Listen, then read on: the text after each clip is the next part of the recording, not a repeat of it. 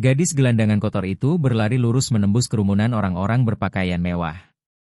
Sandal jepit lusunis menepak-nepak lantai marmer masjid yang indah.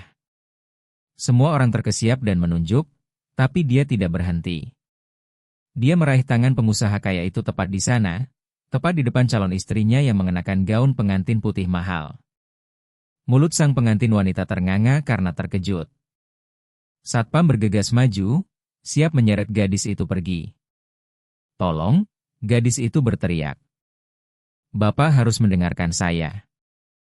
Jangan nikahi dia. Ini jebakan." Pengusaha itu menatapnya. Semua orang mengira gadis gelandangan ini akan diusir dan mungkin bahkan ditangkap. Tapi bukan itu yang terjadi.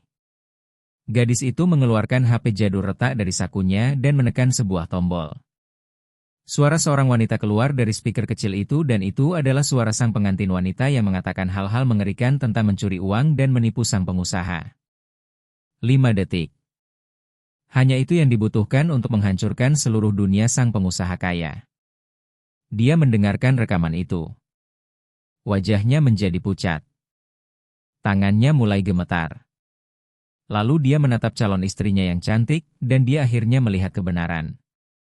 Beberapa menit kemudian, dia berjalan kembali ke dalam masjid dan mengucapkan kata-kata yang tidak disangka siapapun. Pernikahan dibatalkan. Halo teman-teman, selamat datang di cerita kami. Sebelum kita mulai, tolong like video ini dan subscribe.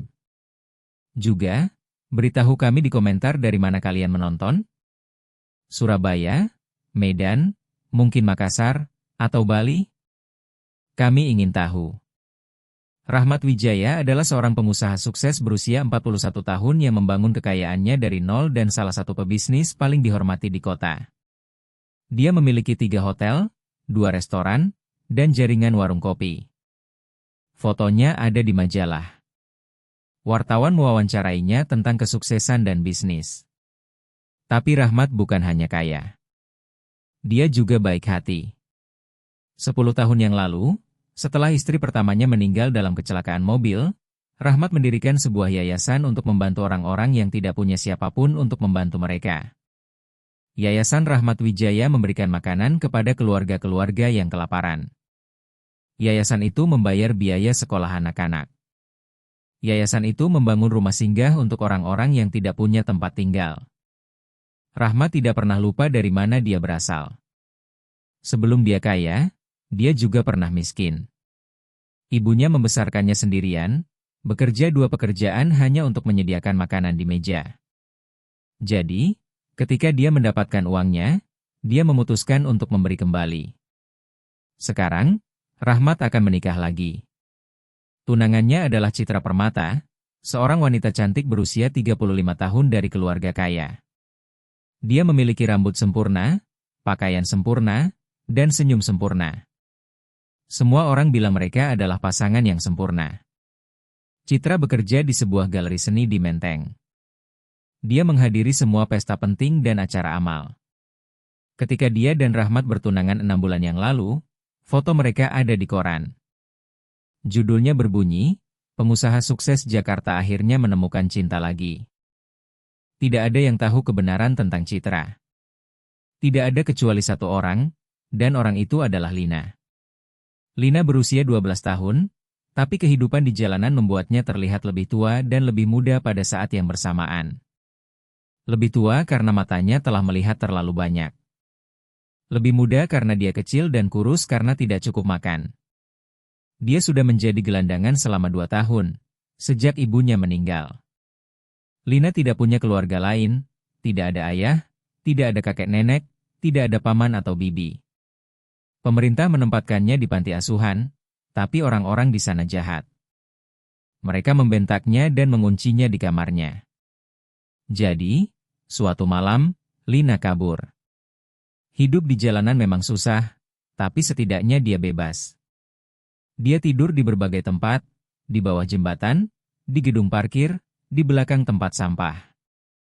Tapi tempat favoritnya, tempat di mana dia merasa paling aman, adalah Masjid Al-Hidayah yang tua di Jalan Melati.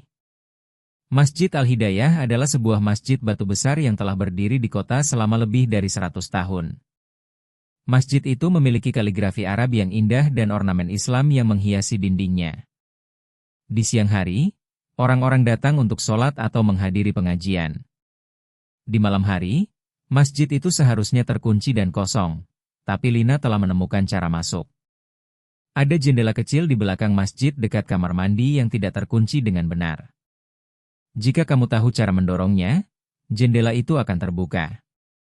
Lina akan masuk dengan susah payah, turun ke lantai kamar mandi, dan kemudian menyelinap ke ruangan utama masjid. Dia tidur di belakang barisan terakhir bangku kayu, yang berada di paling belakang di mana tidak ada orang yang pernah duduk. Dia punya selimut tipis yang dia sembunyikan di bawah bangku. Dan di malam hari, dia akan membungkus dirinya dan tidur di lantai yang dingin. Itu tidak nyaman. Itu tidak hangat, tapi itu aman. Dan bagi Lina, aman adalah hal yang paling penting. Masjid itu juga tempat di mana Lina pertama kali mendengar tentang Rahmat Wijaya. Dia mengingatnya dengan jelas. Itu sekitar setahun yang lalu ketika dia berusia 11 tahun. Dia sedang berdiri di luar dapur umum menunggu dalam antrean untuk makanan gratis. Seorang relawan sedang membagikan makanan dan menceritakan kepada orang-orang tentang Yayasan Rahmat Wijaya. Makanan ini gratis berkat Pak Rahmat Wijaya. Relawan itu berkata dia mendirikan yayasan ini untuk membantu orang-orang. Dia percaya semua orang berhak mendapat kesempatan. Lina mendapat nasi bungkus dengan lauk ayam hari itu. Makanan terbaik yang dia makan dalam berminggu-minggu. Dia tidak pernah melupakan nama itu. Rahmat Wijaya. Dia adalah salah satu orang baik. Salah satu orang yang benar-benar membantu daripada hanya lewat begitu saja. Itulah mengapa ketika dia mendengar Citra Permata berbicara di masjid malam itu, Lina tahu dia harus melakukan sesuatu. Itu terjadi 2 minggu sebelum pernikahan. Lina sedang tidur di tempat biasanya di belakang bangku belakang ketika dia mendengar suara-suara. Awalnya, dia pikir itu hanya angin atau mungkin mimpi. Tapi kemudian dia mendengarnya dengan jelas, orang-orang berbicara di dalam masjid. Matanya langsung terbuka. Jantungnya mulai berdetak kencang. Suara-suara itu berasal dari ruang imam, sebuah ruangan kecil di depan masjid di mana ustaz menyimpan jubah dan barang-barang masjid lainnya. Ruangan itu selalu terkunci di malam hari. Selalu. Tapi seseorang ada di sana sekarang. Lina tetap diam sepenuhnya dan mendengarkan. Dia pandai berdiam diri. Di jalanan, dia bisa membuatmu tetap hidup. Kamu yakin ini akan berhasil? Suara seorang pria bertanya. Tentu saja ini akan berhasil, seorang wanita menjawab. Suaranya halus dan percaya diri. Rahmat sepenuhnya mempercayaiku. Si bodoh malang itu sangat jatuh cinta. Dia tidak melihat apa yang ada di depan matanya. Pria itu tertawa. Kamu benar-benar berhasil menipunya. Itu tidak sulit, wanita itu berkata. Pria kaya itu mudah. Kamu hanya perlu cantik, banyak tersenyum, dan berpura-pura peduli dengan pekerjaan yayasan membosankan mereka. Rahmat pikir aku adalah wanita manis dan peduli yang mencintainya. Dia tidak tahu apa-apa. Tangan Lina mencengkeram selimutnya. Sesuatu yang buruk sedang terjadi. Dia bisa merasakannya. Apa yang terjadi setelah pernikahan? Suara lain bertanya. Yang ini terdengar gugup.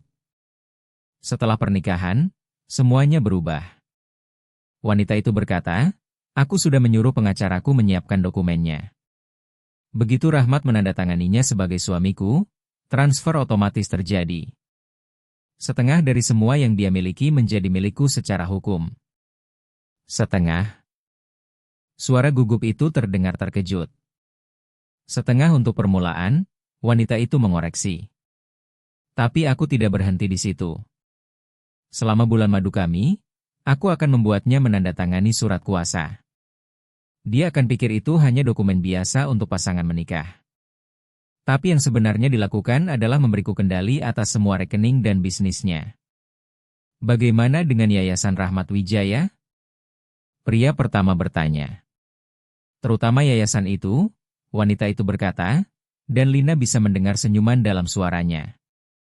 Kamu tahu berapa banyak uang yang mengalir melalui badan amal itu setiap tahun? Miliaran rupiah. Dan begitu aku punya kendali, aku bisa mengalihkan dana itu kemanapun aku mau. Rahmat membangun kerajaan bisnis, dan dia akan menyerahkan kuncinya padaku tanpa menyadarinya. Lina merasa mual. Wanita ini akan mencuri segalanya dari Rahmat Wijaya. Pria yang membantu orang-orang kelaparan. Pria yang memberi anak-anak gelandangan seperti dia kesempatan. Pernikahannya 2 minggu lagi. Wanita itu melanjutkan. Pada hari Sabtu, 15 Juni pukul 15.00 WIB, tepat di sini di Masjid Al-Hidayah. Semuanya harus sempurna. Dia tidak boleh mencurigai apapun. Bagaimana kalau dia mengetahuinya? Suara gugup itu bertanya. Wanita itu tertawa. Itu bukan tawa yang menyenangkan. Siapa yang akan memberitahunya? Dan bahkan jika seseorang memberitahu, siapa yang akan dia percaya? Orang sembarangan yang membuat tuduhan atau tunangan tercintanya Citra Permata. Citra Permata. Mata Lina terbelalak dalam kegelapan. Dia tahu nama itu. Dia pernah melihatnya di koran di samping foto Rahmat Wijaya. Citra Permata adalah tunangannya, wanita yang akan dia nikahi, dan dia berencana menghancurkannya. Selama 3 malam berikutnya, Lina mendengar mereka bertemu di ruang imam. Selalu larut malam, selalu ketika mereka pikir tidak ada orang di sekitar. Citra datang dengan 2 pria. Satu adalah pengacaranya, pria kurus dengan suara serak yang berbicara tentang kontrak dan dokumen hukum. Yang lainnya adalah rekan bisnis, seseorang yang akan membantu Citra menjual properti Rahmat setelah dia mengambil kendali. Setiap malam, Lina belajar lebih banyak tentang rencana mereka. Dia mendengar mereka berbicara tentang hotel mana yang akan mereka jual lebih dulu. Dia mendengar mereka mendiskusikan cara mentransfer uang tanpa Rahmat langsung menyadarinya. Dia mendengar Citra melatih kebohongan yang akan dia katakan. Aku sangat mencintaimu, Rahmat, Citra berkata suatu malam, suaranya penuh dengan kemanisan palsu. Tentu saja, aku akan menandatangani apapun yang kamu butuhkan. Kita adalah pasangan sekarang. Lalu dia tertawa, dan tawa itu dingin dan jahat. Si bodoh itu benar-benar berpikir aku peduli dengan pekerjaan amal bodohnya. Lina menekan tangannya ke mulutnya untuk menahan diri agar tidak mengeluarkan suara. Dia merasa marah dan takut pada saat yang bersamaan. Rahmat Wijaya telah membantunya ketika dia kelaparan. Dia telah membantu begitu banyak orang, dan wanita mengerikan ini akan menghancurkannya. Tapi apa yang bisa Lina lakukan? Dia hanya anak gelandangan. Tidak ada yang mendengarkan anak gelandangan. Jika dia pergi ke polisi dan berkata, seorang wanita kaya berencana menipu seorang pengusaha kaya, mereka akan menertawakannya. Mereka bahkan mungkin menangkapnya karena berada di masjid setelah jam tutup. Dia butuh bukti. Bukti nyata yang harus dipercaya orang-orang. Pada malam keempat, Lina membuat keputusan. Dia punya HP jadul, bukan yang canggih, hanya ponsel murah yang dia temukan di tempat sampah beberapa bulan lalu. Ponsel itu masih berfungsi, nyaris. Layarnya retak dan baterainya tidak tahan lama. Tapi ponsel itu bisa merekam suara. Ketika dia mendengar suara-suara di ruang imam malam itu, Lina melakukan sesuatu yang berani dan berbahaya.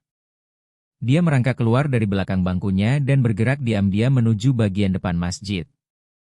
Jantungnya berdebar sangat keras, dia pikir semua orang akan mendengarnya.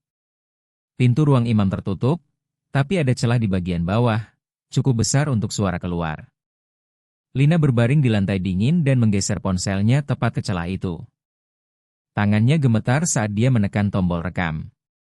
Mari kita bahas lagi jadwalnya sekali lagi. Suara Citra terdengar jelas dan tajam. Pernikahannya hari Sabtu ini, pengacara itu menjawab. Kamu dan Rahmat akan menandatangani buku nikah tepat setelah akad nikah. Itu membuat transfer properti otomatis menjadi legal. Dan surat kuasanya? Citra bertanya.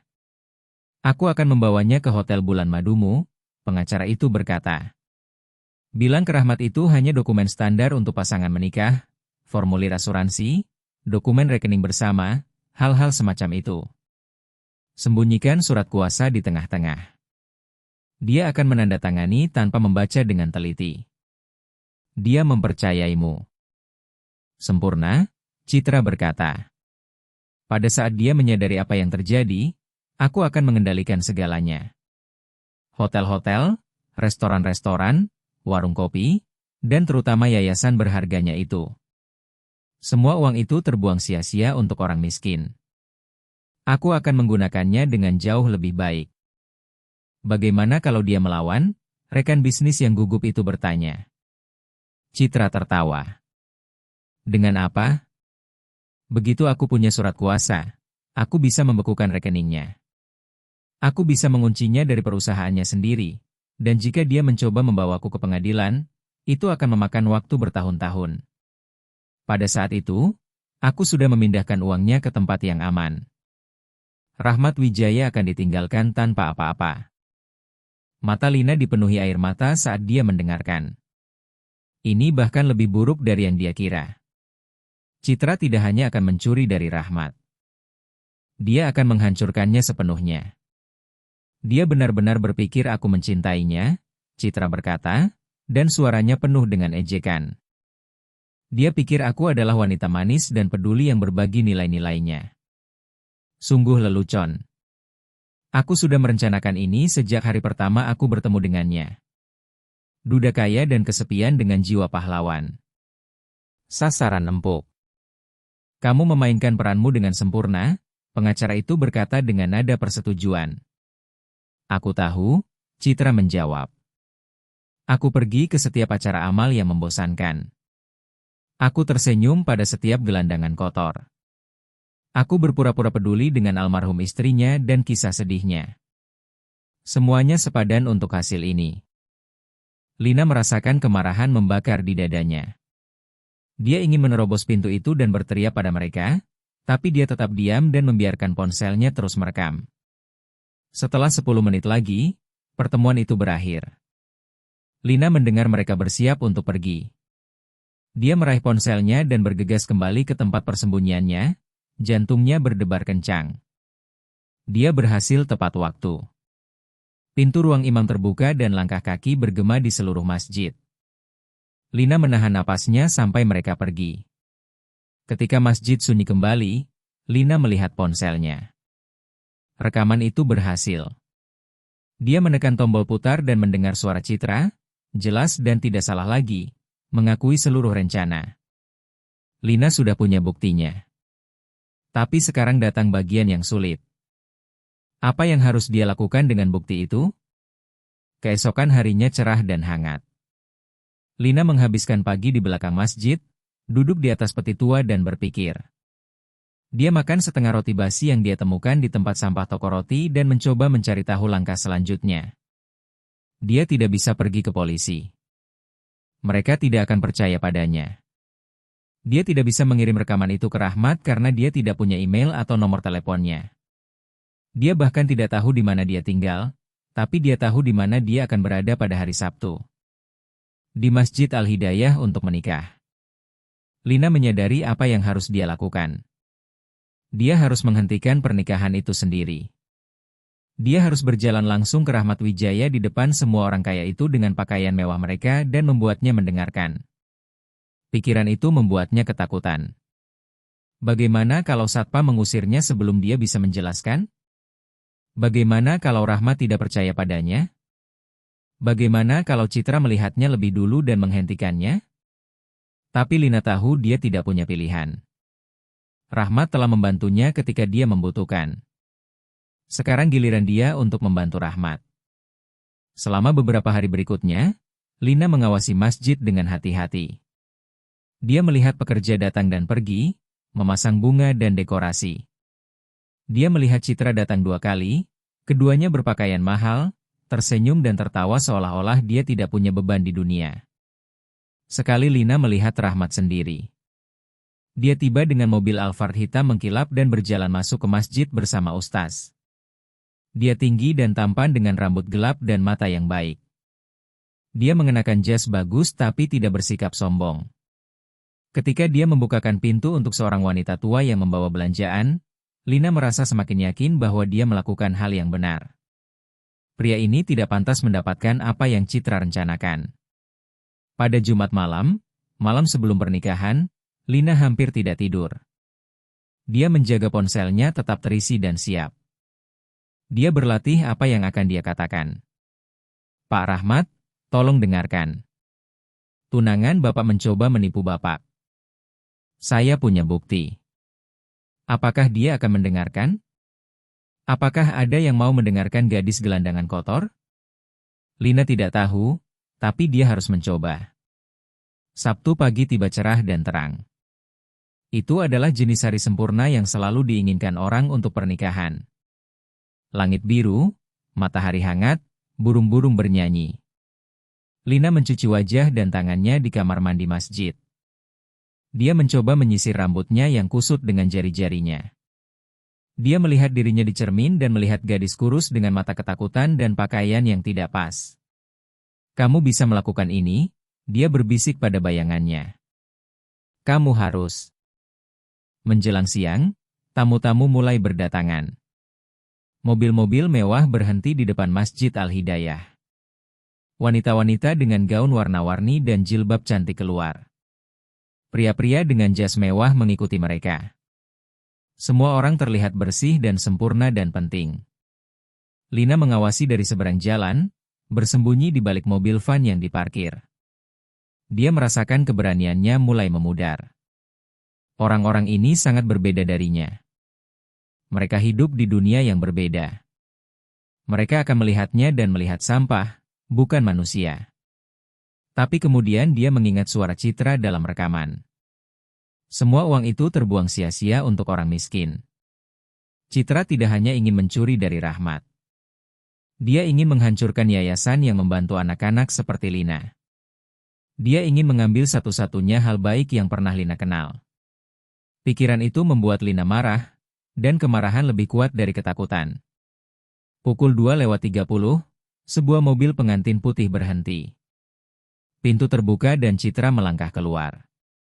Dia terlihat seperti putri dari dongeng. Gaun pengantin putihnya berkilau di bawah sinar matahari. Rambutnya sempurna. Riasannya sempurna. Dia tersenyum dan melambai pada fotografer yang berkumpul untuk mengambil foto. Tidak ada yang melihatnya akan menduga seperti apa orang dia sebenarnya. 10 menit kemudian, mobil lain tiba. Rahmat keluar terlihat gugup tapi bahagia. Dia merapikan dasinya dan mengambil napas dalam-dalam. Dia tidak tahu bahwa dalam waktu kurang dari 1 jam hidupnya akan hancur kecuali Lina menghentikannya. Dia memeriksa ponselnya sekali lagi. Rekaman sudah siap. Tangannya gemetar, tapi dia menggenggam ponsel erat-erat. Suara adzan mulai berkumandang. Pukul 15.00. Pernikahan akan dimulai. Lina mengambil napas dalam-dalam dan melangkah keluar dari balik van. Satpam berdiri di pintu masuk masjid. Pria-pria besar dengan jas hitam dan wajah serius. Mereka ada di sana untuk mengusir siapapun yang tidak seharusnya ada di sana. Orang-orang seperti Lina. Dia berjalan menuju masjid, sandal jepit lusuh nis bergesekan di trotoar. Jantungnya terasa seperti ingin melompat keluar dari dadanya. Setiap langkah lebih berat dari yang sebelumnya. Beberapa tamu yang terlambat bergegas melewatinya. Seorang wanita mengernyitkan hidungnya dan menarik tas mewahnya lebih dekat seolah-olah dia pikir Lina akan mencurinya. Seorang pria dengan jas abu-abu bahkan tidak melihatnya. Baginya, Lina tidak terlihat. Lina sampai di bawah tangga masjid. Satpam langsung menyadarinya. Jalan terus, nak. Salah satu dari mereka berkata. Dia punya leher tebal dan lengan seperti batang pohon. Ini acara pribadi. Saya perlu bicara dengan Pak Rahmat, Lina berkata. Suaranya keluar lebih kecil dari yang dia inginkan. Ini penting. Penjaga itu tertawa. Ya, aku yakin itu penting. Ayo, pergi dari sini sebelum aku panggil polisi. Tolong. Lina memohon. Cuma 5 menit. Saya perlu memberitahu dia sesuatu tentang, aku bilang, pergi. Penjaga itu melangkah ke arahnya. Lina tersandung mundur. Ketakutan melesat melalui tubuhnya. Untuk sesaat, dia hampir lari. Akan sangat mudah untuk menghilang saja, kembali bersembunyi, membiarkan pernikahan terjadi. Tapi kemudian dia memikirkan wajah baik Rahmat. Dia memikirkan semua orang yang Yayasan Rahmat Wijaya telah bantu. Dia memikirkan nasi bungkus yang dia makan setahun lalu dan bagaimana itu adalah pertama kalinya dalam berminggu-minggu dia tidak tidur dalam keadaan lapar. Dia tidak bisa menyerah. Tidak sekarang. Di dalam masjid, Lina bisa mendengar musik mulai diputar. Akad nikah akan dimulai. Waktunya hampir habis. Lina membuat keputusan. Dia melesat ke kiri, mencoba berlari mengelilingi penjaga dan naik tangga. Dia kecil dan cepat. Di jalanan, dia telah belajar cara menyelinap melalui ruang sempit, tapi penjaga itu lebih cepat. Tangan besarnya meraih bagian belakang bajunya dan menariknya ke belakang. Lina tersandung dan hampir jatuh. Sudah kubilang pergi, dia berteriak. Lepaskan saya, Lina menangis. Bapak tidak mengerti. Dia dalam bahaya. Satu-satunya yang dalam bahaya di sini adalah kamu, Nak. Sekarang pergi. Penjaga lainnya mengeluarkan ponselnya.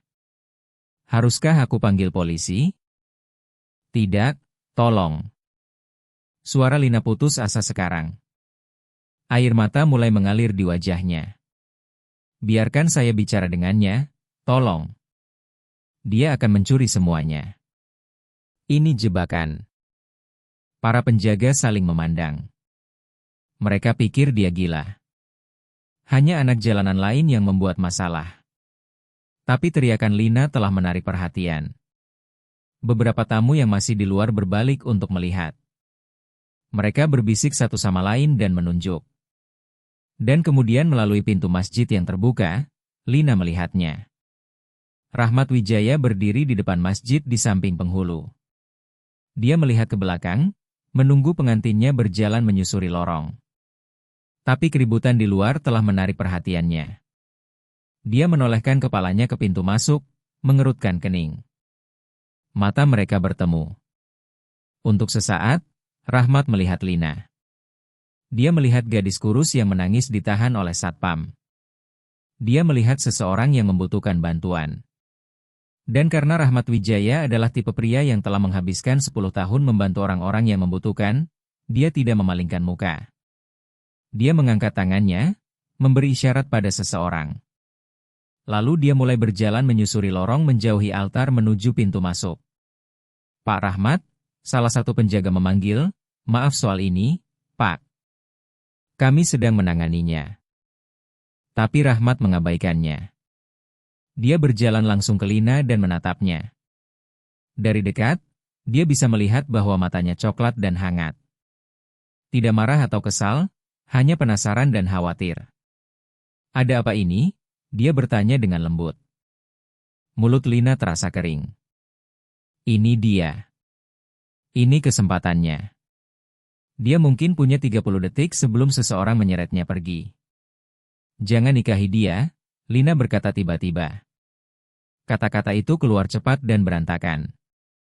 Tolong, Pak Rahmat, jangan nikahi Citra Permata. Ini jebakan. Dia tidak mencintai Bapak. Dia hanya menginginkan uang Bapak. Dia akan mencuri semuanya. Hotel-hotel Bapak, restoran-restoran Bapak, yayasan, semuanya. Alis Rahmat terangkat. Di belakangnya, Lina bisa melihat tamu-tamu menjulurkan leher untuk menonton. Seseorang terkesiap. Musik telah berhenti. Itu tuduhan yang cukup berat, Rahmat berkata perlahan. Dia tidak terdengar marah, tapi dia juga tidak terdengar yakin. Siapa kamu? Bagaimana kamu tahu tentang? Saya sudah tidur di masjid, Lina berkata cepat. Di malam hari ketika kosong. Saya mendengar mereka berbicara. Citra dan pengacaranya dan rekan bisnisnya. Mereka sudah bertemu di ruang imam selama 2 minggu, merencanakan semuanya. Dia akan membuat Bapak menandatangani dokumen yang memberinya kendali atas semua yang Bapak miliki. Wajah Rahmat berubah. Sesuatu berkedip di matanya. Keraguan mungkin, atau kekhawatiran. Itu tidak mungkin. Citra tidak akan, saya punya bukti. Lina mengeluarkan ponselnya dengan tangan gemetar.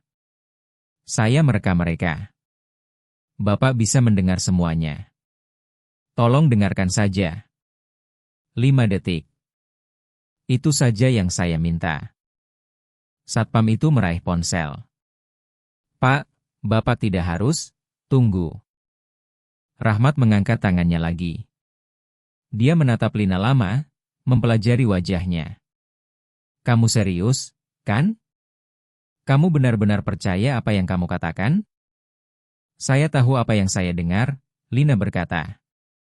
Suaranya lebih kuat sekarang. Dan saya tahu siapa Bapak, Pak Rahmat. Yayasan Bapak membantu saya tahun lalu. Saya dapat makanan dan alat tulis sekolah. Bapak membantu orang-orang seperti saya, jadi sekarang saya mencoba membantu Bapak. Sesuatu dalam ekspresi Rahmat melunak. Dia mengangguk perlahan. Biarkan aku mendengarnya. Tangan Lina gemetar sangat hebat. Dia hampir menjatuhkan ponsel. Dia menemukan rekaman dan menekan tombol putar. Untuk sesaat, hanya ada suara statis. Jantung Lina mencelos. Bagaimana kalau tidak terekam dengan benar?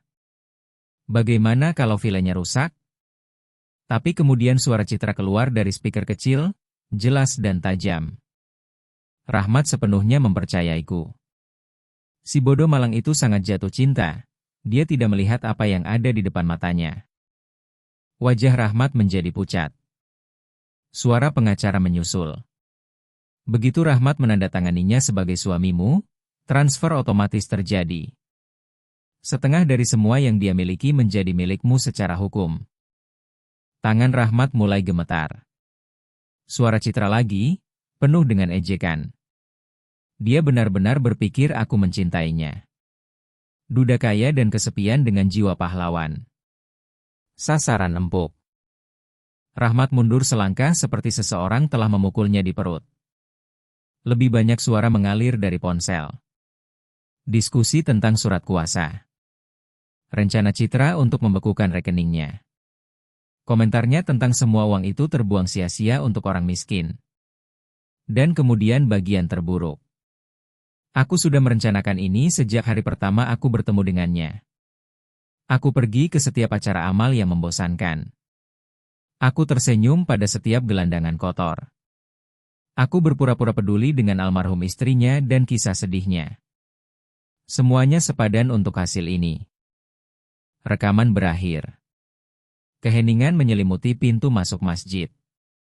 Semua orang yang berkumpul untuk menonton membeku.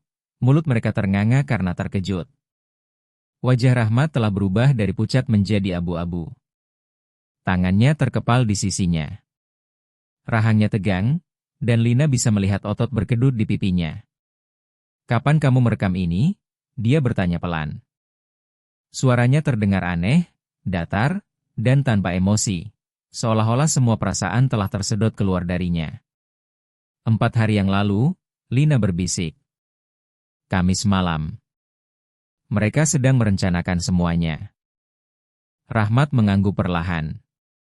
Dia mendongak ke masjid di mana pengantinnya menunggu, di mana 200 tamu duduk di bangku, menunggu akan dilanjutkan, di mana penghulu mungkin bingung mengapa pengantin pria menghilang. Apa yang akan Bapak lakukan? Lina bertanya. Rahmat berbalik kepadanya. Untuk sesaat, dia melihat sesuatu yang hancur di matanya. Rasa sakit dan pengkhianatan dan kemarahan semua bercampur. Tapi kemudian ekspresinya mengeras. Bahunya menegak. Dagunya terangkat. Aku akan menghentikan pernikahan ini, dia berkata. Suaranya lebih kuat sekarang, penuh dengan tekad. Tunggu di sini. Dia berbalik dan berjalan kembali ke dalam masjid. Lina berdiri di pintu masuk, jantungnya berdebar. Satpam menatapnya dengan tidak percaya. Tamu-tamu yang menyaksikan seluruh adegan berbisik dengan mendesak satu sama lain. Melalui pintu yang terbuka, Lina bisa melihat Rahmat berjalan kembali menyusuri lorong. Setiap kepala di masjid berbalik mengikutinya. Bisikan semakin keras.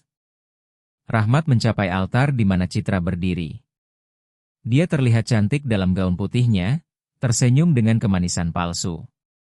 Ketika dia melihat wajah Rahmat, senyumnya memudar. Rahmat, dia berkata cukup keras untuk Lina dengar. Ada apa? Kenapa kamu pergi? Rahmat tidak langsung menjawab. Dia hanya menatapnya. Benar-benar menatapnya seperti dia melihatnya untuk pertama kalinya. Lalu dia berbalik menghadap kerumunan tamu. Saya butuh semua orang mendengarkan dengan saksama, Rahmat berkata. Suaranya bergema di seluruh masjid. Ada situasi yang terjadi, sesuatu yang baru saja saya ketahui. Sesuatu yang mengubah segalanya. Wajah Citra menjadi pucat. Rahmat, apa yang kamu bicarakan? Ayolah, semua orang menunggu. Ayo kita lanjutkan saja. Pernikahan dibatalkan, Rahmat berkata. Masjid meledak dalam kekacauan. Orang-orang melompat berdiri. Seseorang berteriak. Yang lain mulai berteriak pertanyaan sekaligus. Apa? Kenapa? Apa yang terjadi? Senyum sempurna Citra menghilang. Wajahnya berubah panik. Rahmat, kamu tidak masuk akal. Kamu hanya gugup. Gugup hari pernikahan. Itu terjadi pada semua orang. Ayolah, ayo kita, berhenti, Rahmat berkata dengan dingin. Berhenti bicara. Dia mengeluarkan ponselnya dan mengangkatnya. Rekaman yang Lina putar di luar masih ada di ponselnya. Tapi Rahmat pasti sudah mengambilnya atau merekamnya sendiri karena sekarang suara Citra memenuhi seluruh masjid melalui sistem pengeras suara. Si bodoh malang itu sangat jatuh cinta, dia tidak melihat apa yang ada di depan matanya. Mata Citra terbelalak karena ngeri. Semua warna hilang dari wajahnya. Duda kaya dan kesepian dengan jiwa pahlawan. Sasaran empuk. Desahan terkejut bergema di seluruh masjid. Orang-orang berbalik menatap Citra. Beberapa terlihat terkejut, yang lain terlihat jijik. Aku berpura-pura peduli dengan almarhum istrinya dan kisah sedihnya. Semuanya sepadan untuk hasil ini. Rahmat menghentikan rekaman. Keheningan yang mengikuti sangat memekakan telinga. Maukah kamu menjelaskan? Rahmat bertanya pada Citra. Suaranya pelan tapi penuh dengan kemarahan yang nyaris tak terkendali. Atau haruskah aku memutar sisanya?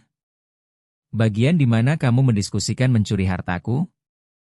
Atau mungkin bagian di mana kamu menyebut orang-orang yang aku bantu, gelandangan kotor, dan bilang, pekerjaan amalku sia-sia. Citra membuka mulutnya, lalu menutupnya. Tangannya gemetar.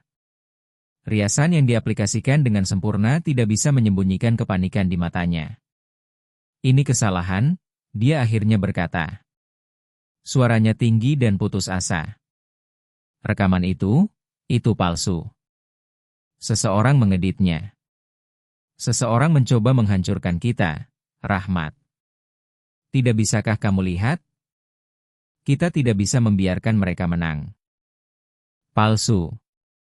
Tawa Rahmat pahit dan kasar. Itu pembelaanmu? Aku kenal suaramu, Citra. Aku sudah mendengarkannya selama 6 bulan. Setiap kata dalam rekaman itu adalah kamu. Pengacara Citra, yang duduk di baris ketiga, tiba-tiba berdiri dan mulai menerobos jalan menuju pintu keluar. Rahmat menunjuk padanya. Hentikan pria itu. Rahmat berteriak. Satpam, jangan biarkan dia pergi. Satpam yang tadi mencoba mengusir Lina sekarang bergegas masuk ke masjid. Mereka menangkap pengacara itu sebelum dia bisa mencapai pintu. Dia memberontak dan berteriak, lepaskan aku.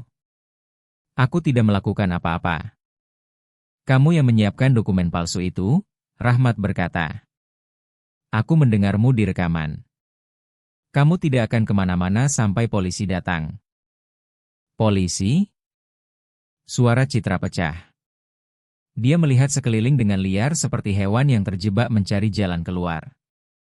Rahmat, tolong. Kita bisa membicarakan ini. Kita bisa menyelesaikan ini. Aku membuat kesalahan. Oke. Aku bingung. Aku tidak bermaksud, kamu tidak bermaksud ketahuan, Rahmat menyela. Itu yang tidak kamu maksud. Dia berbalik darinya dan berjalan kembali menyusuri lorong. Citra mencoba mengikutinya, tersandung dengan sepatu hak tinggi dan gaun mewahnya. Rahmat, tolong. Aku mencintaimu. Aku benar-benar mencintaimu. Apapun yang kamu dengar, itu aku hanya. Kamu hanya berencana menghancurkan hidupku, Rahmat berkata tanpa berbalik. Kamu hanya akan mencuri semua yang sudah aku perjuangkan. Kamu hanya akan menghilangkan yayasan yang membantu anak-anak kelaparan. Dia berhenti berjalan dan berbalik menghadapnya. Katakan sesuatu padaku, Citra. Apakah kamu pernah peduli padaku sama sekali? Sedikit saja. Mulut Citra terbuka dan tertutup. Air mata mengalir di wajahnya sekarang, merusak riasannya. Tapi Lina, yang menonton dari pintu masuk, bisa melihat bahwa Citra tidak menangis karena dia menyesal. Dia menangis karena dia ketahuan. Aku bertanya padamu, Rahmat berkata. Aku peduli padamu, Citra tergagap. Aku benar-benar peduli. Hanya saja, keadaan menjadi rumit. Aku punya hutang, Rahmat. Aku butuh uang dan kamu punya begitu banyak. Kamu pikir kamu akan menipuku untuk menikahimu dan kemudian mencuri semuanya, Rahmat menyelesaikan. Jangan coba membuat ini terdengar seperti apapun selain yang sebenarnya. Kamu pencuri, pembohong, dan aku hampir tertipu. Dia melihat kerumunan tamu yang terkejut. Saya minta maaf kepada kalian semua karena telah membuang waktu kalian hari ini. Pernikahan dibatalkan. Tidak akan ada resepsi. Silakan pulang. Lalu Rahmat berjalan menuju pintu masuk di mana Lina masih berdiri. Kerumunan berpisah untuknya seperti dia Nabi Musa membelah Laut Merah. Ketika dia mencapai Lina, dia berlutut sehingga mereka sejajar mata. Dari dekat, dia bisa melihat rasa sakit di wajahnya, pengkhianatan dan luka dari seseorang yang telah ditipu oleh seseorang yang dia percaya. Terima kasih, dia berkata pelan. Kamu menyelamatkan hidupku hari ini. Kamu tahu itu. Lina mengangguk, tidak percaya diri untuk berbicara. Sekarang adrenalin mulai menghilang, dia merasa gemetar dan lelah. Siapa namamu? Rahmat bertanya. Lina, dia berbisik. Lina, Rahmat mengulangi. Itu nama yang indah. Berapa umurmu? 12. Mata Rahmat dipenuhi kesedihan. Dan kamu sudah tidur di masjid. Gelandangan. Lina mengangguk lagi. Berapa lama? 2 tahun. Sejak ibu saya meninggal. Rahmat menutup matanya sejenak seperti informasi itu menyakitinya secara fisik. Ketika dia membukanya lagi, mata itu basah dengan air mata. Tidak lagi, dia berkata tegas. Kamu mengerti? Mulai sekarang, kamu bukan gelandangan lagi. Di belakang mereka, polisi telah tiba. Petugas sedang berbicara dengan Citra dan pengacaranya. Seseorang sedang mengambil keterangan. Masjid penuh kekacauan. Tamu-tamu pergi dalam kelompok yang bingung, fotografer menjepret foto, orang-orang berteriak pertanyaan, tapi Rahmat mengabaikan semuanya. Dia tetap fokus pada Lina. Di mana barang-barangmu? Dia bertanya. Kamu punya barang di suatu tempat? Hanya selimut, Lina berkata. Di belakang bangku belakang. Oke, kita akan mengambilnya. Dan kemudian, Rahmat berhenti, seperti mengumpulkan pikirannya. Dengar, aku tahu ini semua terjadi sangat cepat. Dan aku tahu kamu tidak mengenalku. Tidak benar-benar. Tapi aku ingin membantumu. Aku ingin memberimu tempat tinggal yang aman. Makanan, sekolah, semua yang seharusnya dimiliki anak-anak. Apakah itu boleh? Lina menatapnya. Dia telah menghabiskan 2 tahun belajar untuk tidak mempercayai siapapun. Orang dewasa berbohong. Orang dewasa menyakitimu. Orang dewasa berjanji dan kemudian menghilang. Tapi Rahmat Wijaya baru saja membatalkan pernikahannya karena apa yang dia katakan. Dia mempercayainya ketika tidak ada orang lain yang mau. Dia mendengarkan gadis gelandangan daripada pengantin cantiknya. Kenapa? Lina bertanya. Kenapa Bapak mau membantu saya? Rahmat tersenyum sedih. Karena seseorang membantuku dulu ketika aku masih muda dan tidak punya apa-apa. Ibuku bekerja sampai kelelahan untuk memberiku kesempatan. Dia mengajariku bahwa ketika kamu punya kemampuan untuk membantu seseorang, kamu melakukannya. Tanpa pertanyaan. Dia melihat kembali ke kekacauan di masjid. Dan karena kamu membantuku ketika aku paling membutuhkannya. Kamu memberiku kebenaran ketika semua orang berbohong.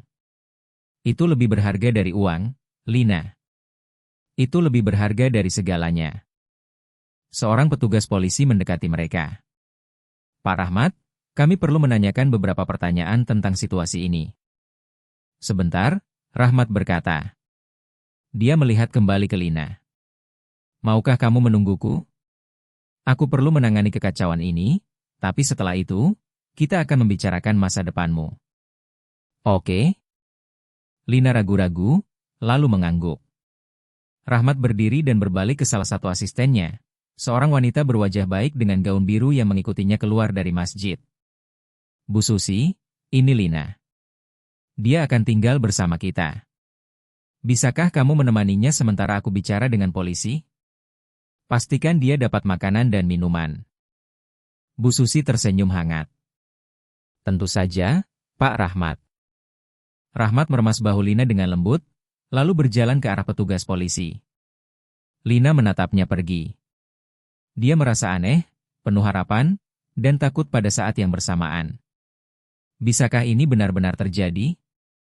Bisakah hidupnya benar-benar berubah dalam satu hari? Bu Susi duduk di tangga masjid di sampingnya. Itu sangat berani apa yang kamu lakukan, dia berkata. Kamu menyelamatkannya dari membuat kesalahan yang mengerikan. Saya hanya mengatakan yang sebenarnya, Lina berkata pelan. Kebenaran tidak selalu mudah untuk dikatakan, Bu Susi menjawab. Terutama ketika kamu takut. Tapi kamu tetap melakukannya. Itu butuh keberanian yang nyata. Mereka duduk bersama di bawah sinar matahari menonton polisi memasang borgol pada Citra dan pengacaranya. Citra masih menangis dan memprotes. Gaun pengantin putih cantiknya kotor di bagian bawah. Rambut sempurnanya berantakan. Dia terlihat tidak seperti wanita elegan yang keluar dari mobil putih 1 jam yang lalu. Apakah dia akan masuk penjara? Lina bertanya. Mungkin, Bu Susi berkata. Apa yang dia coba lakukan disebut penipuan. Itu sangat ilegal. Dia kemungkinan akan menghabiskan beberapa tahun di penjara. Lina tidak merasakan kepuasan melihat Citra dibawa pergi dengan borgol. Dia hanya merasa lelah. Kamu lapar? Bu Susi bertanya dengan lembut. Perut Lina menjawab dengan bunyi keras. Dia tidak ingat kapan terakhir kali dia makan selain sisa-sisa dari tempat sampah. Bu Susi tertawa. Aku anggap itu sebagai ya. Ayo, ada warung di ujung jalan. Pak Rahmat akan menemui kita di sana ketika selesai. Warung itu kecil dan nyaman dengan kursi kayu dan aroma kopi tubruk segar di udara. Bu Susi memesan Lina sepiring nasi goreng spesial, gorengan, dan segelas es coklat. Ketika makanan tiba, Lina menatapnya. Itu terlihat seperti sesuatu dari mimpi. Nasi goreng itu besar dan harum. Gorengan itu renyah dan panas. Es coklat itu kental dan dingin. Silakan, Bu Susi menyemangati. Makan sebanyak yang kamu mau. Lina mengambil sendok dengan tangan gemetar dan menyuap. Itu adalah makanan paling lezat yang pernah dia rasakan. Dia harus menahan diri untuk tidak menangis. Dia sudah setengah jalan makan ketika Rahmat tiba. Dia terlihat kelelahan. Dia sudah melepas jas dan dasinya dan kemeja putihnya kusut, tapi dia tersenyum ketika melihat Lina makan. Bagus, dia berkata, duduk di kursi di seberangnya. Kamu butuh makanan. Apa yang terjadi? Bu Susi bertanya pelan. Rahmat menghela napas. Citra dan pengacaranya sudah ditangkap. Polisi menemukan dokumen palsu di tasnya. Semua yang dia rencanakan untuk aku tanda tangani. Mereka berdua akan didakwa dengan percobaan penipuan dan konspirasi. Rekan bisnisnya menghilang, tapi mereka akan menemukannya. Dan kamu? Bu Susi bertanya dengan lembut. Bagaimana perasaanmu? Rahmat diam sejenak. Dia menatap tangannya di atas meja. Aku merasa seperti orang bodoh, dia akhirnya berkata. Aku pikir dia mencintaiku. Aku benar-benar percaya. 6 bulan hidupku terbuang untuk seseorang yang hanya memanfaatkanku. Bapak bukan orang bodoh, Lina berkata tiba-tiba. Kedua orang dewasa menatapnya dengan terkejut. Dia pembohong yang hebat. Itu bukan salah Bapak. Ekspresi Rahmat melunak. Terima kasih, Lina. Itu baik sekali kamu mengatakannya. Itu benar, Lina bersikeras. Orang jahat pandai berpura-pura. Saya sudah bertemu banyak dari mereka di jalanan. Mereka tersenyum dan bersikap baik, tapi mereka sebenarnya hanya mencari apa yang bisa mereka ambil. Bapak tidak bodoh karena mempercayai seseorang. Bapak hanya baik. Rahmat tersenyum, senyum yang tulus kali ini. Kamu anak yang bijak, kamu tahu itu? Lina mengangkat bahu dan menyuap lagi nasi gorengnya. Rahmat memesan kopi dan duduk dengan tenang sementara Lina menyelesaikan makannya. Ketika dia selesai, dia melipat tangannya di atas meja dan menatapnya dengan serius. Oke, dia berkata. Kita perlu bicara tentang apa yang terjadi selanjutnya untukmu. Perut Lina mencelos karena takut. Ini dia. Saat di mana dia akan memberitahunya bahwa dia sudah berubah pikiran, bahwa dia terlalu emosional tadi, tapi sekarang menyadari membantu anak gelandangan terlalu merepotkan. Aku punya rumah sekitar 20 menit dari sini, Rahmat berkata. Rumahnya besar, terlalu besar sebenarnya. 6 kamar tidur. Aku tinggal di sana sendirian. Sudah seperti itu sejak istriku meninggal. Dia berhenti sejenak. Aku ingin kamu tinggal di sana bersamaku. Mata Lina terbelalak. Sungguh? Sungguh? Rahmat mengkonfirmasi. Kamu akan punya kamar sendiri, kamar mandi sendiri, tempat tidur, baju bersih, 3 kali makan sehari, dan kita akan mendaftarkanmu kembali ke sekolah. Kamu seharusnya kelas 1 SMP, kan? Saya rasa begitu, Lina tergagap. Dia berhenti sekolah ketika dia kabur dari panti asuhan. Tapi kenapa? Bapak bahkan tidak mengenal saya. Aku tahu cukup, Rahmat berkata. Aku tahu kamu berani. Aku tahu kamu jujur. Aku tahu kamu mempertaruhkan segalanya untuk membantu orang asing karena kamu pikir itu hal yang benar untuk dilakukan. Itu memberitahuku semua yang perlu aku tahu tentang siapa dirimu. Tapi bagaimana kalau saya tidak bisa tinggal di rumah? Lina bertanya dengan gugup. Saya sudah di jalanan selama 2 tahun. Saya tidak ingat bagaimana cara menjadi normal. Rahmat mengulurkan tangan melewati meja dan dengan lembut meletakkan tangannya di atas tangan Lina. Kalau begitu kita akan mencari tahu bersama. Aku tidak mengharapkanmu sempurna, Lina. Aku hanya mengharapkanmu mencoba. Bisakah kamu melakukan itu? Lina merasakan air mata membangun di matanya. Dia mencoba mengedipkannya, tapi air mata itu tetap tumpah. Ya, dia berbisik. Saya bisa mencoba. Bagus, Rahmat berkata lembut. Itu saja yang aku minta. Bu Susi memberikan Lina tisu untuk menyeka matanya. Kita perlu melalui prosedur yang benar, dia berkata kepada Rahmat. Dinas Sosial, surat perwalian. Aku tahu, Rahmat berkata. Aku akan menelepon pengacaraku yang asli, bukan penjahat yang bekerja dengan Citra. Kita akan melakukan semuanya sesuai aturan. Tapi untuk sementara, Lina butuh tempat yang aman untuk menginap malam ini. Aku tidak akan membiarkannya kembali tidur di masjid. Setuju, Bu Susi berkata. Rahmat melihat Lina lagi. Apakah ada yang kamu butuhkan sekarang? Apa saja? Lina memikirkannya. Bisakah saya mandi? Mandi sungguhan dengan air panas dan sabun? Mata Rahmat terlihat sedih, tapi dia tersenyum. Tentu saja. Kita akan mampir ke toko dan membelikanmu baju bersih dulu, lalu pulang. Lalu mandi paling lama dan paling panas yang kamu mau. Malam itu, Lina berdiri di kamar mandi terbesar yang pernah dia lihat. Kamar mandi itu punya lantai marmer putih, cermin besar, dan pancuran dengan pintu kaca. Ada handuk lembut di rak yang dihangatkan. Ada sabun mahal yang berbau lavender. Dia tinggal di pancuran selama 45 menit, menyaksikan 2 tahun kotoran dan debu mengalir ke saluran pembuangan. Dia mencuci rambutnya 3 kali. Dia menggosok kulitnya sampai berwarna merah muda dan bersih. Ketika dia akhirnya keluar, dia membungkus dirinya dengan handuk yang lebih lembut dari selimut manapun yang pernah dia miliki. Dia menyikat giginya dengan sikat gigi baru. Dia menyisir rambut basahnya dengan sisir sungguhan. Gadis yang menatapnya di cermin berbeda dari yang dia lihat pagi itu. Lebih bersih, tapi juga sesuatu yang lain, penuh harapan. Ada ketukan di pintu.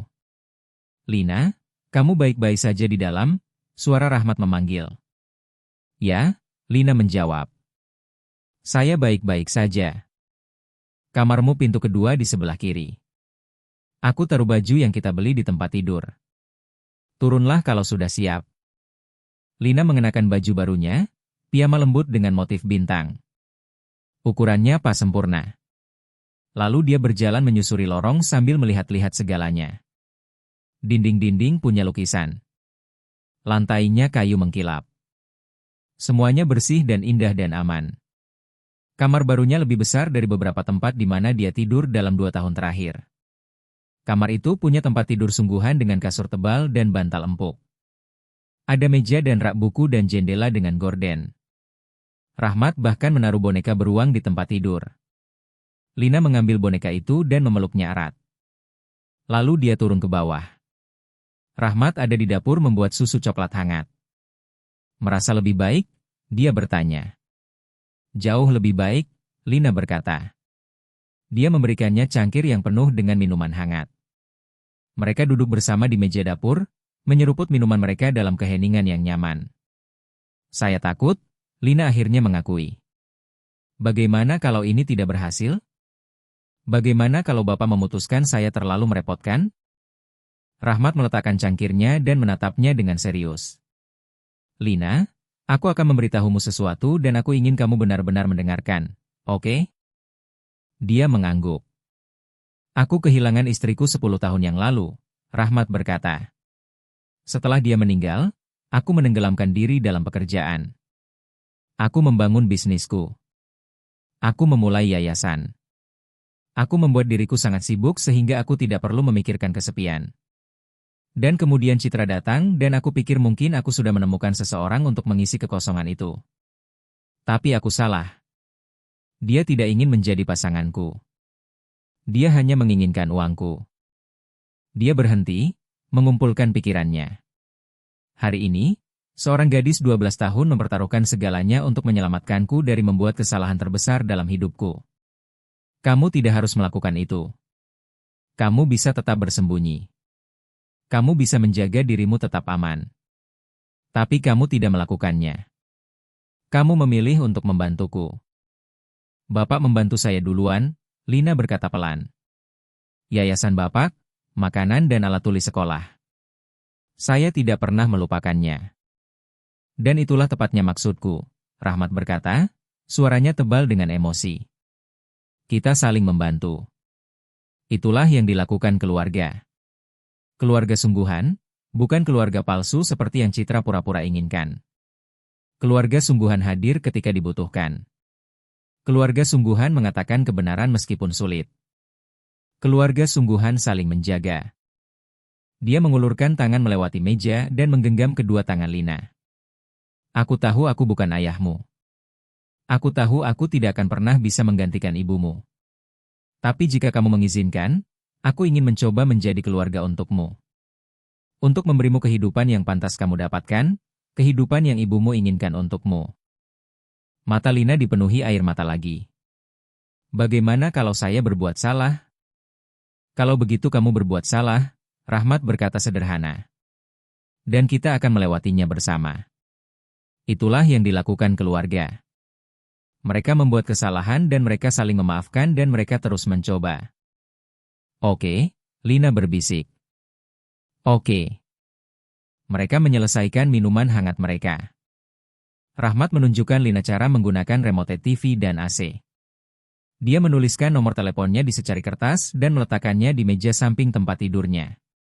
Jika kamu butuh apapun di malam hari, jika kamu takut atau lapar atau hanya ingin bicara, kamu telepon aku. Bahkan jika itu jam 3 pagi. Mengerti? Lina mengangguk. Bagus. Sekarang tidurlah. Besok kita akan mulai mengurus pendaftaran sekolahmu dan kita akan berbelanja lebih banyak baju dan mungkin kita akan makan es krim untuk makan malam karena kenapa tidak? Lina tersenyum. Es krim untuk makan malam terdengar bagus. Malam itu, berbaring di tempat tidur barunya dengan spray bersih dan selimut hangat, Lina tidak bisa tidur.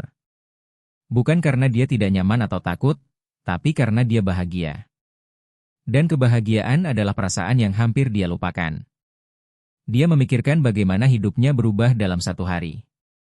Pagi ini, dia adalah gadis gelandangan yang tidur di masjid. Malam ini, dia ada di rumah yang aman dengan perut kenyang dan baju bersih dan seseorang yang peduli padanya. Semua karena dia mengatakan kebenaran. 6 bulan kemudian, Lina duduk di meja dapur mengerjakan PR, soal matematika, pecahan. Dia sudah mengejar ketinggalan di sekolah sekarang, meskipun dia sudah melewatkan 2 tahun. Rahmat menyewa guru les privat untuk membantunya dan dia bekerja keras. Rahmat masuk melalui pintu depan, melonggarkan dasinya. Hei nak, bagaimana sekolahnya? Bagus, Lina berkata. Saya dapat nilai A di tugas bahasa Indonesia saya. Itu baru anak ayah.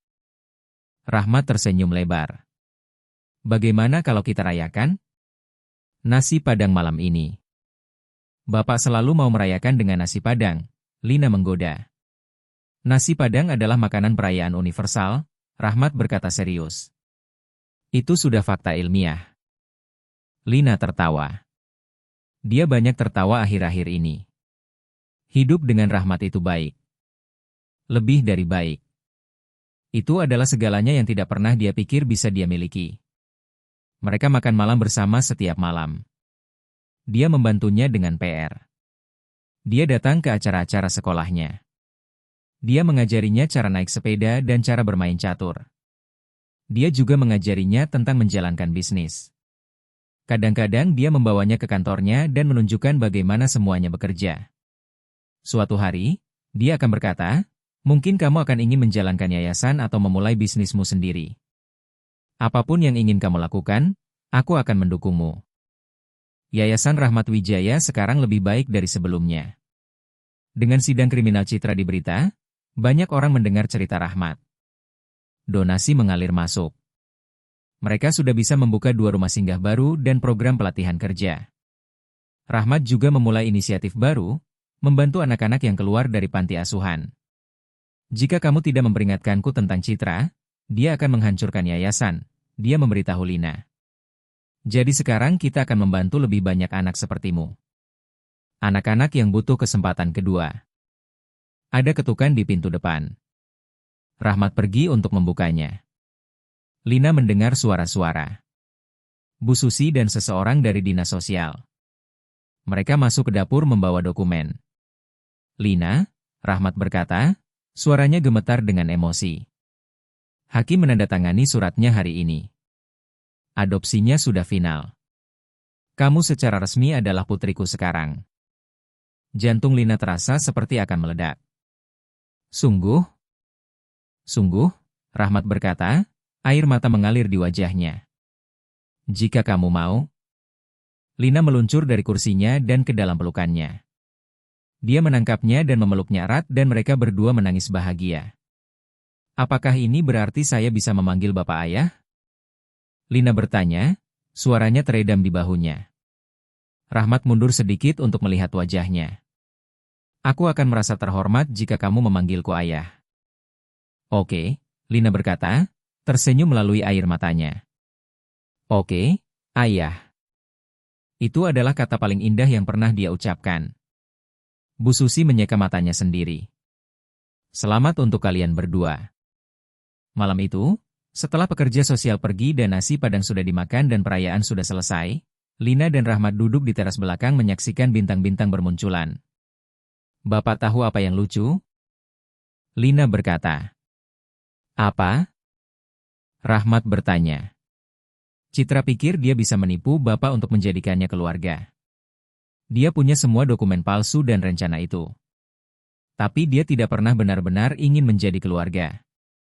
Dia hanya menginginkan uang Bapak. Itu benar, Rahmat setuju. Tapi saya menjadi keluarga Bapak tanpa rencana apapun, Lina melanjutkan. Saya bahkan tidak menginginkan apapun dari Bapak. Saya hanya ingin membantu. Dan sekarang, dia berhenti, kewalahan dengan betapa banyak hidupnya telah berubah.